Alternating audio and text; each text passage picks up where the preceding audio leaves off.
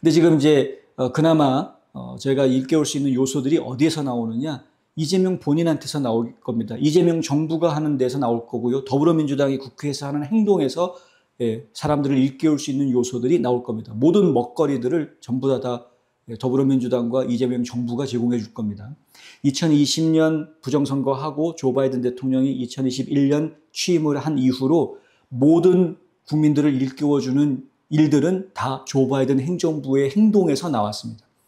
조 바이든 행정부가 이렇게 행동하는 걸 보니까 이런 정책을 쓰는데 이런 정책은 이게 문제, 안 돼. 저렇게 행동하는데 이러면 안 되지. 결국은 조 바이든의 행동이 국민들을 깨워주었습니다. 제가 농담 반 진담 반으로 뉴스 중에 여러 차례 했던 말이 그거였습니다. 바이든 대통령께서 너무나도 기가 막히게 일을 열심히 해주셔서 국민들이 깨어나고 있다. 국민들이 깨어나고 있다. 근데 지금 대한민국도 마찬가지입니다. 더불어민주당과 이재명 정부가 아주 열심히 일을 하겠죠? 열심히 일을 할 겁니다. 근데 그들의 생각대로 열심히 할 텐데 그들의 생각대로 하는 그 열심히 일하는 모습이 결국은 나라에 이롭지 않고 국민들한테 이롭지 않다라는 것을 국민들이 알게 되실 겁니다. 그걸 알려주셔야 합니다. 그것이 결국은 많은 국민들을 깨어나게 할 것이고요. 그로 인해서 결국 2028년에 국회를 바꿀 수 있는 동력이 만들어질 수 있다라는, 이게 이제 저희가 생각하고 있는 풀뿌리 운동의 기초입니다. 물론 이재명 정부가 잘해주길 저희는 바라죠. 잘해주길 바랍니다. 더불어민주당도 국회 잘 운영해 주길 바라고, 그래서 국민들을 이롭게 해주고 나라를 더 부강하고 잘 사는 나라로 만들어줄 수 있다면 그러면 뭐 좋겠죠. 더 이상 바랄 게 없겠습니다. 그렇게 된다면 이제 국민들이 두 눈 부릅뜨고 지켜봐야 되는 거죠. 제대로 하는지, 약속대로 하는지, 정말 잘하는지 두 눈 부릅뜨고 지켜보십시오. 뭐 이재명 정부가 잘한다 그러면 굳이 욕할 이유는 없는 것인데, 근데 만약에 잘못된 방향으로 이끌어 간다고 하면 우리가 걱정했던 부분들이 있으니까 바로 잡아줘야 되겠다. 국민들이 목소리를 좀 내주셔야 되겠다.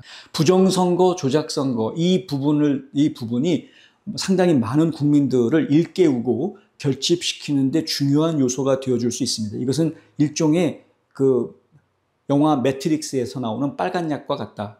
그것을 인정하는 순간 세상을 보는 눈이 확 달라집니다. 부정선거 없었다라고 생각하시는 분, 부정선거 그건 음모론자들이 꾸며낸 얘기야라고 생각하시는 분들의 눈에는 절대 보이지 않는 세상이 있거든요. 근데 그 세상을 보려면 부정선거를 인정을 하고 보면 눈이 확 열리는 새로운 세상이 열리게 됩니다. 진실을 보게 되는 것인데, 그래서 결국은 국민들을 깨우는 요소로 활용하실 수 있다. 중요한 요소가 될 수 있다. 어제 제가 방송에서 말씀드린 것처럼 아마 국민의힘을 버리고 새로운 창당을 해야 될지도 모른다, 우파들이. 그런데 만약에 새로운 창당을 하게 되면 그러면 이 부정선거 이슈를 해결하겠다라는 것을 당론으로 세워야 할 것이다. 트럼프 대통령 보십시오. 부정선거 끝까지 저놈들 부정선거 했다라고 끝까지 이야기하지 않습니까? 대통령이 되고 난 다음에도 부정선거는 계속 있었다. 하지만 우리가 압도적으로 이겼다. 국민들이. 그러니까 부정선거라는 것을 터부시하거나 그거는 음모론자들의 이야기야라고 밀어낼 이야기가 전혀 아닙니다. 이건 아주 적극적으로 대들어서 막다뜨려야 하는, 정면 승부를 봐야 하는 이슈입니다. 그거를 회피하면 안 된다. 부정선거를 알면 구조가 보인다니까요. 카르텔이 보입니다. 카르텔. 저들의 카르텔이 보입니다. 누가 연결이 어떻게 되어져 있구나. 그래서 부정선거를 알아야 됩니다. 그걸 가지고 선거 무효다라고 주장하시라는 얘기가 아니라 그걸 알아야 저들의 구조를 볼 수가 있고 저들이 어떻게 연결되어져 있는지를 파악할 수가 있기 때문에 알아야 된다라고 말씀을 드리는 거고요. 이제 알았으면 대응을 해야죠. 대책을 세워야 되는 거죠. 그래서 다음 선거를 준비하셔라라는 말씀을 드리는 겁니다. 부방대 부산 지부가 압수수색 당했다라는 이야기를 제가 페이스북에서 봤습니다. 근데 이 부방대를 압수수색한다라는 것은 정치적인 보복 작업이 진행이 되고 있다는 거죠. 정치 보복 안 하겠다라고 이재명은 분명히 얘기했는데 보십시오. 이렇게 합니다. 정치 보복 안 하겠다. 단 내란 세력은 잡아놓겠다. 뭐 이러고 있는 거죠. 내란 세력 잡아놓겠다라는 게 정치 보복 하겠다는 거지. 뭐가 안 하겠다는 겁니까? 그러니까 도대체가 이 말을 그냥 이렇게 저렇게 돌려가면서 귀에 붙이면 귀걸이, 코에 걸면 코걸이 뭐 이런 식으로 막 돌려가면서 자기네 마음대로 막 해석하고 이야기하는 모습을 저희가 계속 보고 있다. 그러니까 절대 속아 넘어가시면 안 된다. 두 눈 부릅뜨고 보셔야 된다는 말씀 다시 한번 드리고요. 부방대 조직 보호하셔야 되겠습니다. 창당이 보호할 수 있는 방법이라면 하셔야 되는 거고 많은 분들이 좀 참여해 주시면 좋겠네요. 거기에 뜻을 같이 하시는 분들이 더 늘어나면 좋겠습니다. 그리고 국민의힘의 국회의원들도 하실 수 있는 분들은 좀 참여해 주시면 좋겠다. 그러니까 좀 또 다른 우리공화당, 또 다른 자유통일당을 만드는 식으로 가서는 곤란하다. 지금 우파 정당들이 지금 국회의원이 없는 속빈강정 정당들을 자꾸 만드는 것은 저는 소비적이다라고 말씀을 드리고 싶습니다. 지금 낭비하는 것 같습니다. 에너지를. 이제는 그렇게 하지 않으셨으면 좋겠다.